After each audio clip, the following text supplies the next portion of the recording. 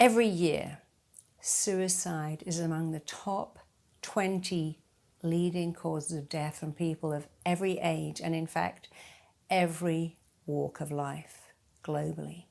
800,000 people a year die from suicide. That is one every 40 seconds, and together we can do something about this. So we're all scared of suicide, and that makes sense. So many of us have lost someone to suicide, and we get into the if only, I didn't know, or I didn't know what to do, and we get into that horrible I coulda, woulda, shoulda. I lost a very, very dear friend to suicide a few years ago, and I work with so many clients who feel suicidal. In fact, 3 years ago I was working abroad with 14 suicidal teenagers, all very high risk. And when I talked to them all individually and as a group, they all said the same thing. They said, I want to belong to someone. I want to feel I matter. I want to feel I am significant. And that was a big clue to me. So let me help you. If you're dealing with someone who you feel is suicidal, what are the signs to look out for? Well, they're very common. People who are suicidal disconnect. They disconnect from you. They disconnect from life. They shut themselves away. They find it very hard to engage. Why do they do that? Because they have a feeling of, I'm not worth anything. I'm just a burden. I've got nothing to offer. You would be better off without me. Now, I had a family member much older than me who tried to kill herself many years ago. People would say, but that's so selfish. What about your children? How could you do that? When I spoke to you, she was something I'd never ever forgotten. She said, I was in so much pain. Imagine the worst physical pain, and you want the pain to end. Well, that was the mental pain I was in. I walked into the sea because I just couldn't bear the pain. In fact, she was brought out of the sea. She went on to live a happier life. And it's very important to see that suicide is not selfish. People who want to end their life feel their life isn't worth living. They don't feel valued, appreciated, celebrated. And even if they did, the pain they are in is so unbearable they want it to stop. So first of all, you need to recognize this. You need to recognize if you have a friend, a child, a family member who feels like they want to end their life. They feel useless. They feel a burden. And you need to talk to them and make them know they are not a burden, that they are significant, they are valued, that you need them. You see, people who want to end it, you have to help them feel they matter. They're worth it. The second thing is that the mind finds it very hard to future pace. When you say so, well, next year, it'll all be different. Try saying to a bullied kid, bullying, when you're 14, it won't matter. When you are in the moment, and the moment is so painful, it's hard to even imagine that moment won't be there. That's why when you're in intense physical pain, you can't even imagine it will end. But of course it does. And your job is to help that person see that it will end. There's a wonderful video on YouTube that I love, and it's about a man who jumped off the Golden Gate Bridge in San Francisco wanting to end his life. As he jumped, he had a thought, oh, this is a mistake. I want to live. Luckily for him, he was pulled out of the water. He did live, and he gives an amazing talk on YouTube about what it was like to want to end his life and how he is so glad he hasn't. And for many people wanting to end their life, hearing someone else who felt exactly the same helps, because if you try to talk, they go, well, you don't understand. How could you? You're happy. How could you understand? And there's a great sense of shame too in people who want to end it. Because I hear about, well, someone else, they'd love to live and they're dying of cancer, and here's you wanting to throw your life away. You can never guilt trip or shame or blame anyone who wants to end it, but you can show them some great videos and books written by people who felt just like them. And that will often send them a glimmer of, oh, there really is hope. Someone else felt like me and they got better. Because you can never go, hey, I know how you feel. You don't know how someone feels. In fact, you can't even imagine how it must feel to want to end your life. And I just worked this month with someone who said, living doesn't interest me. I really want to end my life. I'm so peaceful about it. I'm not even upset. I just want to go. And I worked with her, and now she doesn't feel like that at all. So first of all, understand why. It may not make sense to you, but for someone else, they are in severe emotional pain, worse than the worst physical pain you could imagine. It's agony. They want it to end. Understand that and recognize the symptoms. Of course, there's the classic, they're withdrawn, but we know that many kids spend their life shut in their room. But it's withdrawing from everything. They don't have any interest in eating. They don't have any interest in doing things with you. But there's another thing. Some people who are thinking of killing themselves actually get better. Because you know what? They can see an end in sight. For the next week, they might seem happy, even joyful, because they are planning an end to the pain. If you are with someone who has many suicidal signs, withdrawn, opting out, not eating, sleeping all the time, not talking, not communicating, they suddenly seem happy, be very aware that this can be the last thing before they actually make a decision to end it. So how can you help these people? Talk to them.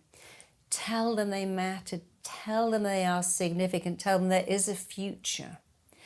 Be there for them. And sometimes you can do real practical things. For instance, people who feel like they want to end it, they don't eat healthy food. What's the point? They're not worth anything. They have a belief, I'm not worthy of help.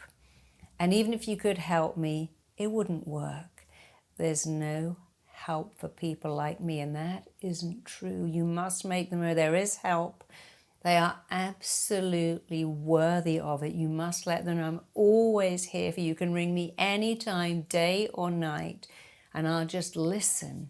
And when people are telling you how bad they feel, don't go, oh, I know how you feel. You don't know. You need to go, I can't even imagine the pain you're in, but I'm here. I'm here to listen. Is there anything practical I can do? Often just turning up with a hot meal, something nourishing that you have cooked, could help. Letting someone know that you care could help. We've all heard the story about the man who decided to end his life, and he said, I'm going to walk along the street, and if one person smiles at me, I won't do it. And luckily for him, right at the end, one person smiled, and then he felt maybe life is worth living. Many people in a relationship and say, I can't cope with the pain. Or someone else has died, a child, a partner, they can't cope with the pain. And you are there to show them that life can get better. It may not seem it in that moment, but sorrow ends, grief ends, mental pain, physical pain ends. It will pass. So be there and just be someone they can call day or night. Just be someone who listens. And remember, you don't have to say anything except, I'm here for you. I will always be here for you. If there's anything you need, tell me. It is an honor for me to do that for you. Do everything you can to make that person not feel like a burden. Do everything you can to show them there is hope. One of the things I did for someone who wanted to end their life was I found some books. Instead of saying, hey, read this book, because when you're suicidal, you don't want to read a book.